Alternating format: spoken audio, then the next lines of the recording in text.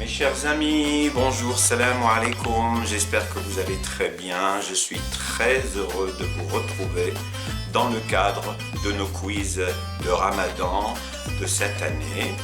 Et aujourd'hui, nous sommes le 11e jour du Ramadan, donc on a jeûné 10 jours. J'espère que tout s'est bien passé pour vous. Pour ma part, tout va bien. Et ça va encore mieux quand je vous vois. Voilà, là, je ne vous vois pas, mais c'est comme si je vous voyais, vu que de temps en temps, on a des échanges par commentaires interposés dans la rubrique des commentaires. Ça me fait plaisir de vous lire. Nous allons aujourd'hui aborder les questions pour le 11e jour, sauf que, comme d'habitude, nous allons commencer par vous donner les bonnes réponses du 10e jour du Ramadan, donc du quiz du 10e jour du Ramadan. Alors, on va rappeler d'abord les questions. Par rapport à la question sur le Coran, c'est la suivante, la question d'hier. Alors, je vous ai posé hier la question suivante. Quelle est la sourate coranique dans laquelle est mentionné le nom Allah dans chacun de ces versets? Et je vous avais fait 4 propositions. Ghafir, Fatir, Al-Mujadala, Al-Jumu'ah. Donc, ces 4 sourates, parmi lesquelles vous aurez dû choisir la bonne réponse. Et la bonne réponse, c'était Sourate Al-Mujadala, la Sourate Al-Mujadala, dans laquelle, si vous la lisez, vous allez voir, vous allez remarquer, vous pouvez constater vous-même, vous lisez, vous ouvrez le Coran, vous allez à la Sourate Al-Mujadala et vous la lisez, vous découvrirez que dans chaque verset, il y a le nom Allah dedans. Voilà, ça c'était par rapport à la question sur le Coran. On passe à la question sur la vie du prophète. Alors, celle-ci, donc cette question était la suivante. Depuis quel montagne, le prophète, paix et bénédiction sur lui, sallallahu alayhi wa sallam, appela ouvertement sa communauté à l'islam? Parce qu'à l'époque, l'islam était secret. À un certain moment, Allah subhanahu wa ta'ala, il a dit à son prophète, Fasda' bima tu'mar.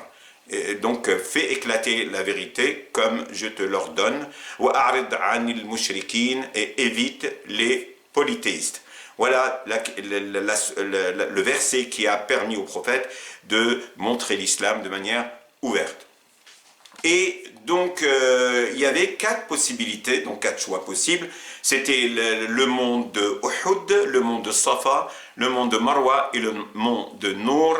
Et la bonne réponse, c'était le mont de Safa. Voici les réponses aux questions d'hier. On passe aujourd'hui aux questions d'aujourd'hui, justement, puisque nous sommes le 11e jour du mois de Ramadan et c'est le 11e quiz. Nous commençons par la question sur le Coran. Quel est le surnom de la Mecque dans le Coran? Dieu a donné à la Mecque plus d'un surnom. Alors, parmi les 4 propositions que je vais vous donner, quelle est celle que Dieu a mentionnée dans le Coran? Ça ne veut pas dire que c'est la seule, mais c'est l'une des surnoms de la Mecque. Alors, il y a soit la mère des villes, al-Mudun, soit la fleur des villes, Zahrat al-Mudun, soit la ville de l'unicité, Madinat al-Tawhid, soit la mère des cités, al-Qura. Donc, parmi ces 4 possibilités, vous allez choisir celle que vous pensez être la bonne. Voilà, j'espère que vous allez faire vos petites recherches. Je compte sur vous, je compte sur votre perspicacité. Et j'espère que la journée d'aujourd'hui se passe très bien comme les journées qui sont passées. Passons maintenant à la question sur la vie du prophète sallallahu alayhi wa sallam. La question est la suivante.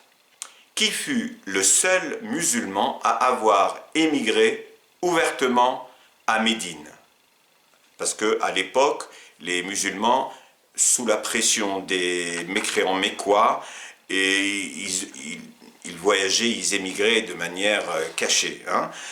Mais il y avait un parmi eux qui avait du courage et qui avait la force, qui a osé voyager, émigrer au sud de tout le monde. Et donc je vais vous proposer 4 différents compagnons du prophète. Est-ce qu'il s'agit de Hamza? Est-ce qu'il s'agit de Omar? Est-ce qu'il s'agit de Ali? Est-ce qu'il s'agit de Uthman? Donc 4 noms, Hamza, Omar, Ali, Uthman. Donc je vous invite à réfléchir et à essayer de faire vos petites recherches au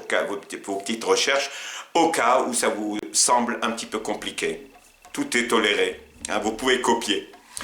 Voilà, donc je vous remercie de m'avoir suivi et j'étais très content de vous retrouver. Je serai aussi content de vous retrouver demain. Et en attendant demain, je vous souhaite une excellente fin de journée et bon appétit. Et je vous dis à demain. Sahaf Turkum. Au revoir.